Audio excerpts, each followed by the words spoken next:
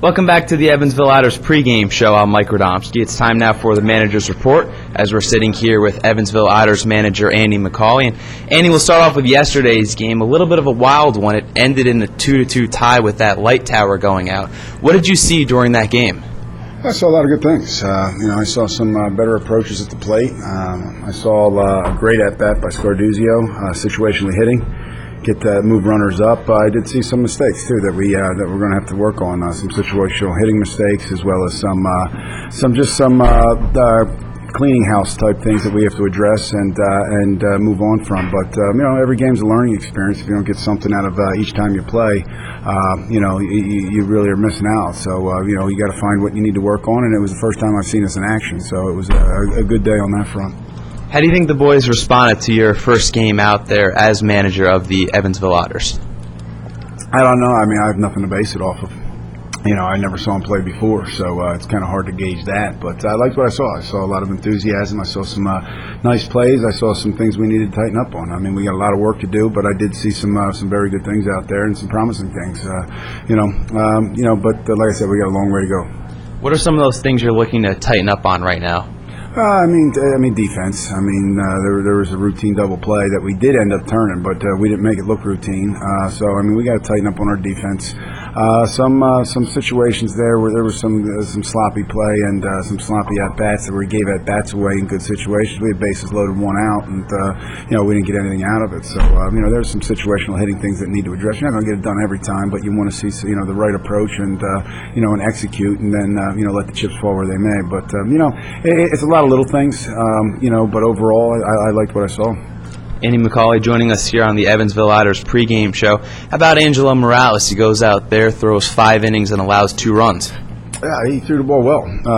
He kept them off base a little bit. I did see some things that we want to tighten up, talking with Rob Watson, our pitching coach, that we need to address.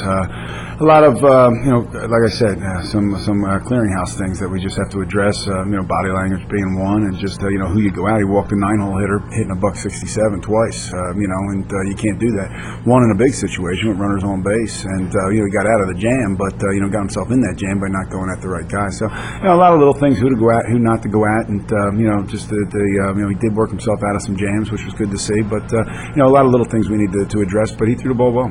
And Brandon Cohen comes up in that bottom of the second inning, comes through with that 2-run double to make sure the game was 2-2. What did you observe with him?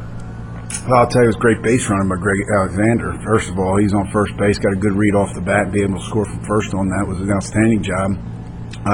We've been working a lot staying back and being patient. It's only been a couple of days worth of BP, and he's done a good job. He's just very anxious and wants to get out on his front foot and drive the ball, and it's not able to happen when you're jumping out there. So he stayed back. He was patient. He got a ball he could drive, and he did it. So I liked what I saw there.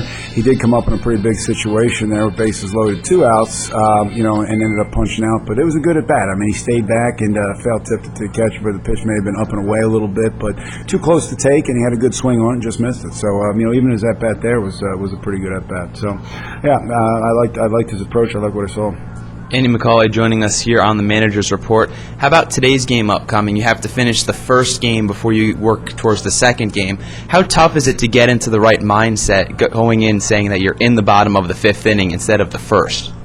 Well, for everybody, anybody that's played for a while, it's not a big deal.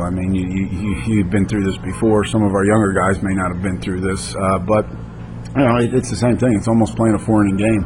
It's 2-2, so it's not like we have a lead or we're trailing. So it's just playing a 4-inning game. We're going to go with another pitcher to start the game. Obviously, we're not going to go back out there with Morales, but other than that, it's a 0-0 game.